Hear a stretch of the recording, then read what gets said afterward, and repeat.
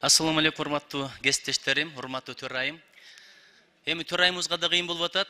Өмүрүндө биринчи жолу бул жака төрайымдык кылып атса, анча мынча башында мындай болот, тура түшүнөлү. Эжеке катуу сүйлөбөгөнүз деле туура болот го дейм. Убактылуу төрайым, бу дагы Кудайдын берген чоң ооматы, берекеси, биринчи аял болуп атасыз. Бирок мен бир декеге абдан таң калып атам, мына биринчи жолу жыйынга катышып атам. Биз азыр бир конституциялык реформа кылып атабызбы? Азыркы болгону комиссиянын курамын бекитиш керек. Ал бир ойдон корбойт, тону том корбойт. Болгону берилген добуштарды эсептеп берет. Эми ушул кичинекей нерсени чече албай баятан бери талашып атсак, эл бизден көп нерсе күтүп атабыз. Эмнени кыйратабыз анда? Ошон үчүн канча болсо шунча болсун. Биз бир гана адамды беребиз. Динара Ашимовнаны да жазып койсоңуз, чоң рахмат. Атакам ким Самаевич. Рахмат. Сиз мындай кылыңызчы. Алып барып аткандан кийин мындай тегиз караңыз да, бир жакты карабаңыз. Мага ошол аппараттан ким юридикалык бөлүм башчысы? Ким? Мондай борбордук трибунага келчи айланайын. Мындай кылчы. Мен койгон маселе, жанакы биринчи маселе, бул процедуралык маселеби? Биринчи суроо. Я. А процедуралык маселе болсо, добушка катышкандардын көпчүлүгүнө ээ болгон сунуш өттү деп эсептелеби? Саламатсыздарбы, урматтуу депутаттар.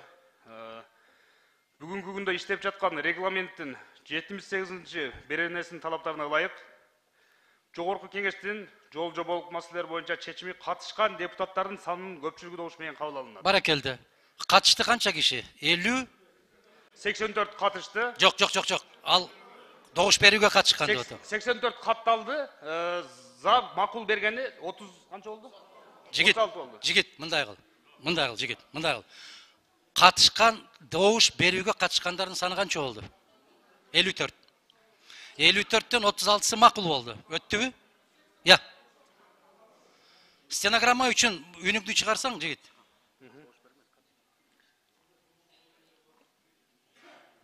Юридикалык бөлүм башчысыңарбы? Ооба, мына жыйналышка катышкан депутаттардын саны. Жигит, жыйналышта эмес. Кеп процедуралык маселени чечилишин эрежеси жөнүндө кетип баратат. Ооба. Процедуралык маселенин эрежеси кандай? Добушка катышкандардын көпчүлүгү деп жазылган, туурабы? Ооба. А биз 36 алып атат ошол сунуш. Өттүбү, өтпөдүбү? Ушуга гана жооп. Өткөн жок. Каттоодон өткөн депутаттардын. Мына 78-ci беренеде так жазылып турат, каттоодон өткөн депутаттардын. Кайсы чечим? Атакан Ким Самаевич, мына жыйналышка катышкан депутаттардын саны, жыйналыш залында отурган жана добуш берүүнүн өткөрүүнүн алдында каттоодон өткөн жогорку кеңештин депутаттарынын саны. Туура. Так жазылып турат. Туура. Эми экинчи маселе. Мыйзамды кабыл алганда, токтомду кабыл алганда сиз айткан эреже иштейт. Андан эч талаш жок. Биз процедуралык маселе карап атабыз. Туурабы? А процедуралык маселе караганда кандай чечилет? Азыркы сиздин добушуңуз өткөн жок. Өткөн жок. Кайсы статья, кайсы пунктта турат? 78 21-2. Азыр 2 мүнөт. Кана сунуш кабыл алынды. Жазуу жүзүндө берсеңиздер эсептөө комиссиясынын мүчөлөрүн. Урматтуу төрайым, мындай кылсак азыр фракциялар түзүлгөндүгү жөнүндө жарыя жарым-жартылай болуп калды. Мисалы үчүн мына Ата журт, Ишеним, Ынтымак жарыялады дагы, калган фракциялар жарыялай элек. Фракция түзүлүү боюнча. Мына Альянс жарыялады, бүтүн Кыргызстан, Иман Нуру жарыялай элек.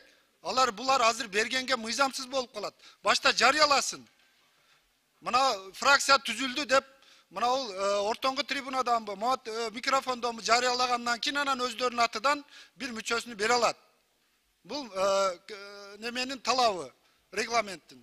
Азыр бүтүн Кыргызстан Модумаров, могул жердеги маселе жөнөкөй маселе эмес.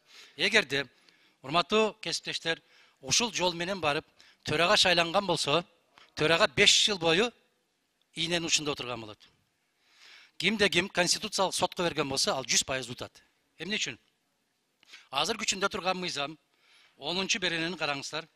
Парламенттик фракция, мындан ары фракция тизме боюнча бир саясий партиядан шайланган жогорку кеңештин депутаттарынын бирикмеси. Төрөбаев жарыя кылды, стенограмманы көтөргүлө. Biz 30 kança kişiden turabız dep. 30 kança kişisi yok bunun. Екіншini қараңыздар. Фракцияның өзінің құрамына başka партиялардан өткен депутаттарды қошуға укуксуз деп тұрады. Же Төребаев сөзін артқа алсын. Біз фракция түздік, фракциямыз 30 кишиден тұрады деп жариялағанын артқа алсын.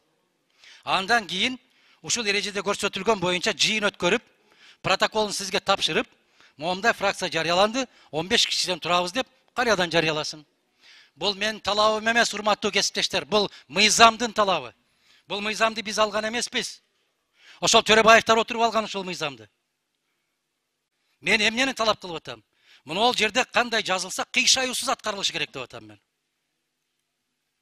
Эгер эжеке сизде эме болбосо, мына юридикалык укук бөлүмүнүн башчысы чыгып айтсын, менин талабымды туура эмес деп айтсын. Же мыйзамды мен кыргызча окуп атам, же силер орусчасын окуп атасыңарбы? Чыгып айтпайсыңарбы? Талап туура коюлуп атат. Эжеке токтотуңуз деп айтышыңар керек го силер. Ушул жол менен барып шайланган төрага. Бүтүндөй эле кыргыз жетекчилиги күмөндүү болгон сыяктуу, бул да күмөндүү болот. Мынтип баштабайлы. Чуу дегенде таза жол менен баралы. Биз жыйынды регламент боюнча эле алып кетип атабыз. Адахан Кимсенбаевич, эсептөө комиссиясынын составын түзүп атабыз. Али эч чоң маселе чече элекпиз биз. 5-чи микрофон. Сиз Кыргыз Республикасынын Жогорку Кеңешинин регламенти менен эмне кыргыз эл жомокторун кармап отурамбы? Мен дагы ошол Кыргыз Республикасынын мыйзамын кармап отуруп, ошонун 10-чу беренесинин 1-чи жана 2-чи бөлүмүнүн талаптарын айтып атам мен. Бул жомок эмес. Рахмат. 1-чи микрофон. Урматтуу Адахан Кимсенбаевич, биз деле чыгып сүйлөп атканда биз деле мыйзам окуйбуз. Урматтуу Адахан Кимсенбаевич. Сиз айткандай боло берсе, анда биз деле мыйзам бузуу менен кетебиз. Биринчи, биз фракцияны жарыя кылдык. Биздин фракцияга бир дагы партиянын башка партиянын мүчөсү кирген жок. Фракция деп жарыяладым. Уксаңыз, фракция деп жарыяладым. Бизде башкы мыйзамда так жазылып турат. 76-чы беренеде окуп коюңуз. 4-чү пунктта. Жогорку Кеңештин депутаттары фракция жана депутат топко бириге алат деп. Ошол статьяга биз таянып, биз бир мандаттуу шайланган депутаттар менен чогуу ыктыяр түрдө биз фракцияны жарыя кылдык. Ошону билип коюңуз. Урматтуу төрайым, фракциянын укугу бар. 15 минут танапис бизге бериңиз. Бизге танапис керек. Рахмат. Болду, добуш коюлбайт.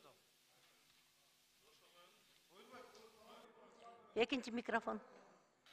Урматтуу төрайым, угулуп атабы? Эч кандай кыргыз бийлиги күмөн санап келген эмес. Бул жерде бардыгы мыйзамдуу бийлик отурабыз. Президентти да, өкмөттү да, Жогорку Кеңешти да мыйзамдуу шайланып келип отурабыз. Бул жерден талашып тартышып атабыз. Туура айтылгандар бар, туура эмес айтылгандар бар. Добушка койдук, процедура мыйзам чегинде кете берели. Ыймандуулугун төрагасы туура айтып атат, биз эмне конституцияны өзгөртүп атабызбы? Жөн эле төраганы шайлаган атабыз. Сизден өтүнүч. Убакыт эргечиштин айтканын кылалы да, андан кийин келип комиссия менен шайлоого баштай берели.